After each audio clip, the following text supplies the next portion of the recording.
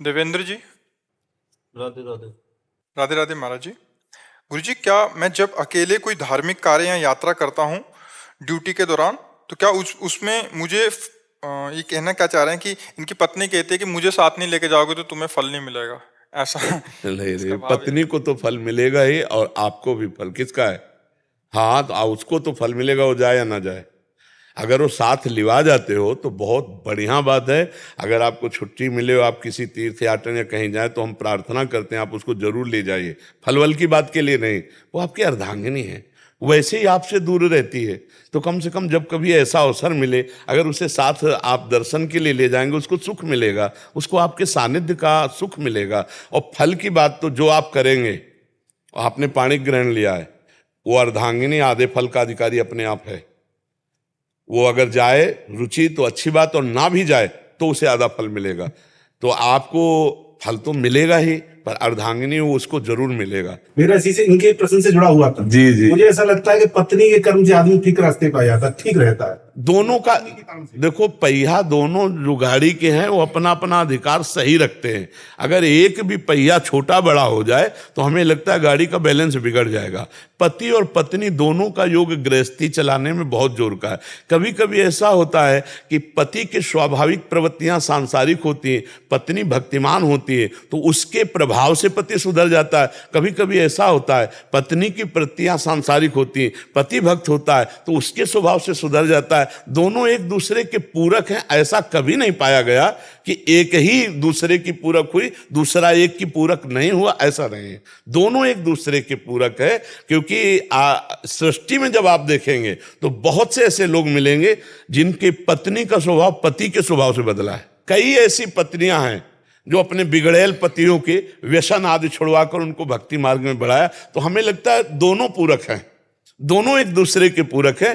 कहीं एक से दूसरा पूरक है तो कहीं दूसरे से एक पूरक है। दोनों एक दूसरे के पूरक है। और हम भगवान से ही प्रार्थना करते हैं कि दोनों सद्बुद्धिवान बने, तभी गृहस्थी बहुत सुंदर चलेगी। अगर दोनों का अलग अलग मार्ग, अपनी अपनी रुचि और अपनी अपनी वासना के खेल रहे, जो आज शुरुआत हो रही है, वो बहुत हानिकारक है, गृहस्थी के लिए बहुत हानिकारक है। अब पति अपनी पसंद और पत्नी अपनी पसंद, वो गृहस्थी किस काम की? दोनों की धीरे धीरे पसंद मिले, दोनों एक प्राण, एक स्वभाव, एक मन वाले बने, तो गृहस्थी धर्मयुक्त होकर भगवान जैसे गृहस्थों में प्रकट हुए, भक्त जैसे बड़े बड़े परमहंस गृहस्थों में प्रकट हुए। वो गृहस्थी धन्य है जिनके यहाँ भगवत भक्ति हो रही है, जिनके यहाँ महाभागवत संतजन पधारते हैं, चाहे पुत्र रूप में या अतिथि रूप में। जीवन धन्य है उनका। और वो गृहस्थी क्या कि घर गए और कलह अशांति शुरू, वो तो नरक समझो गृहस्थी। और आजकल के जो बच्चे हैं वो इसी स्वभाव से युक्त हो रहे हैं। जो गर्लफ्रेंड बॉयफ्रेंड ब्रेकअप और फिर दूसरा बॉयफ्रेंड गर्लफ्रेंड, इनके स्वभाव क्या होंगे? बहुत चंचल, इंद्रियों के बहुत गलत संस्कार पड़ रहे हैं। ऐसे ही अलग अलग ये गंदे विचार करने वाली प्रवृत्ति पति पत्नी में आसक्ति नहीं हो पाएगी, उनका जीवन बड़ा खतरनाक होगा। तो इसलिए हमें लगता है हमारी समाज में ये जो बाहरी दोष आ गए हैं, बाहर के विलासिता के, ये लिव इन रिलेशन, ये जैसे बहुत गंदे आचरण वाली बातें हैं। पहले होता था कि माता पिता बच्ची को पवित्र बच्चे को ब्याह संस्कार पाणी ग्रहण, वो आजीवन निर्वाह करते थे। एक दूसरे की कमियों को समाहित करके सहन करके आजीवन निर्वाह करते थे। यहाँ तो लव मैरिज होता है, अगले महीने में या साल में वो हो गया डिवोर्स। हाँ, वो कहते हैं प्रेम विवाह। तो बहुत अब जो गृहस्थी है बहुत संभाल के चलाने लायक है, क्योंकि नए नए जो बच्चे हैं उनके संस्कार बहुत गलत हो रहे हैं, चरित्रहीनता बढ़ती जा रही है। तो गृहस्थी में बड़ा समस्या है, चरित्रहीनता बहुत बड़ी समस्या है, और वो बढ़ती चली जा रही है, हमारे समाज में बढ़ती चली जा रही है। ये मतलब कभी कभी हम इस बात से बहुत दुखी होते हैं कि हमारे समाज में चरित्रहीनता बढ़ती चली जा रही है। एक उसमें हमने पढ़ा था, हमें ज़्यादा अंग्रेजी तो आती नहीं, उसमें पढ़ा था कि अगर रुपया चला गया तो कुछ नहीं गया। Money is loss, nothing loss is loss, और health is loss, something is loss, और character is loss, everything loss.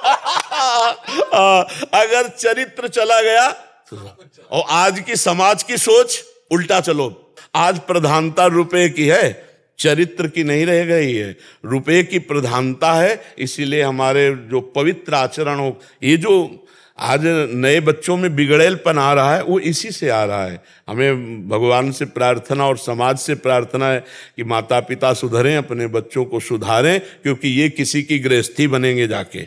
ये हमारे भारत के भविष्य हैं, इन्हीं से संतानें होंगी जो हमारे देश के रक्षक बनेंगे। तो बहुत पवित्र भाव हो, बहुत जीवन पवित्र हो तो पूरा आनंद में जीवन जाता है। गृहस्थी में बड़ा आनंद में जीवन जाता है। कुछ भगवान का नाम जप कर लिया, आतिथ्य सेवा कर ली, संत महात्माओं की सेवा कर ली, साल 6 महीना में तीर्थयाटन कर लिया, और पवित्र परिवार, 2-4 बच्चे हैं, परिवार का पोषण, राष्ट्र का पोषण करने के लिए उनको पढ़ा लिखा कर उनके कार्य में नियुक्त कर दिया, और आखिरी जीवन भजन करके भगवान को प्राप्त हुई। गृहस्थी बहुत बढ़िया जीवन।